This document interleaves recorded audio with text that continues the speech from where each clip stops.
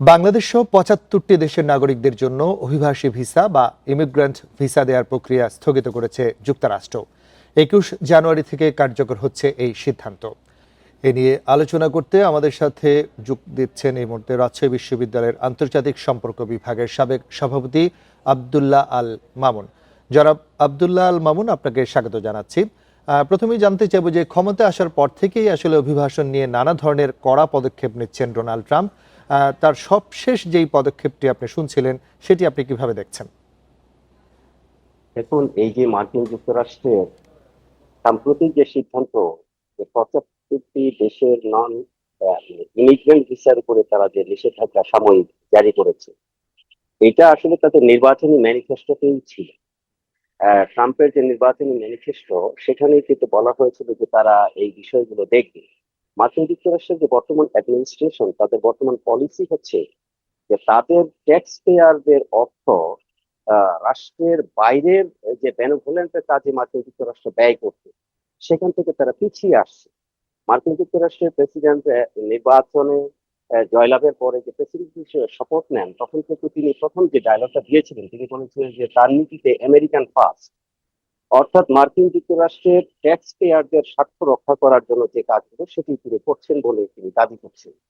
এখন এই যে ইমিগ্রেন্ট ভিসাতে যারা মার্কিন যুক্তরাষ্ট্রে আসে, এই লিবারাল ডেমোক্রেটিক প্রক্রিয়াতে মার্কিন যুক্তরাষ্ট্রের যে নীতি ছিল যে তারা পুরো পৃথিবী থেকে স্কিলড ম্যান পাওয়ার গুলোকে তাদের ইকোনমির সাথে যুক্ত করতে চায়।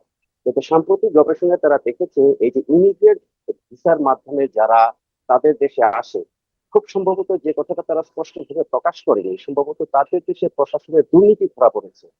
এই যে ইমিগ্রেন্ট ভিসায় যারা মার্কিন যুক্তরাষ্ট্রে যায় এবং এই প্রক্রিয়ার সাথে মার্কিন যুক্তরাষ্ট্রের প্রশাসনের যারা জড়িত, তাদের মধ্যে এক ধরনের ফ্রড বা দুর্নীতি খুঁজে পেয়েছে, এবং এটা কিন্তু মার্কিন যুক্তরাষ্ট্রের প্রশাসন এখন রিঅ্যাসেসমেন্ট করছে।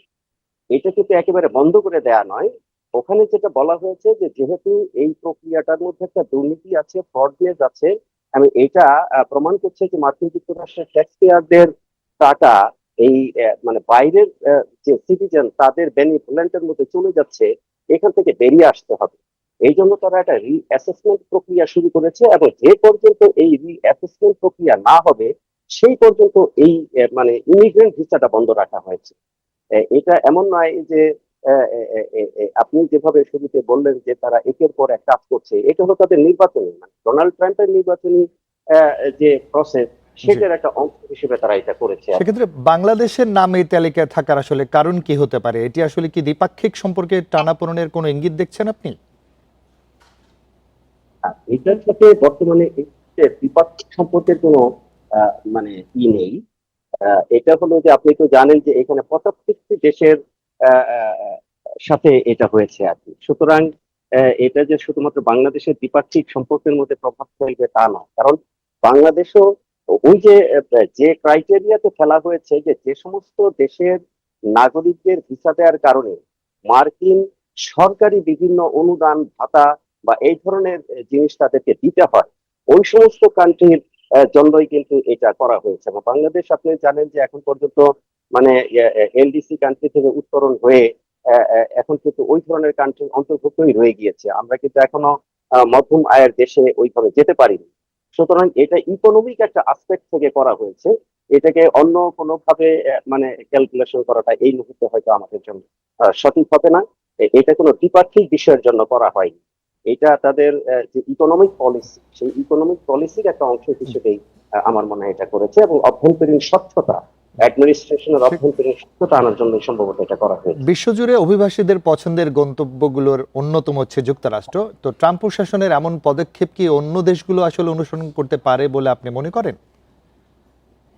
না, সেটা না। আপনি দেখেন যে এটা এটা তো স্বাভাবিক প্রক্রিয়া যে মার্কিন যুক্তরাষ্ট্রে সবাই যেতে চায়, কারণ বর্তমান বিশ্বের সবথেকে বড় অর্থনীতি এবং বড় সুযোগ সুবিধা এবং হাই টেকনোলজি লাইফস্টাইলের কান্ট্রি হচ্ছে মার্কিন যুক্তরাষ্ট্র।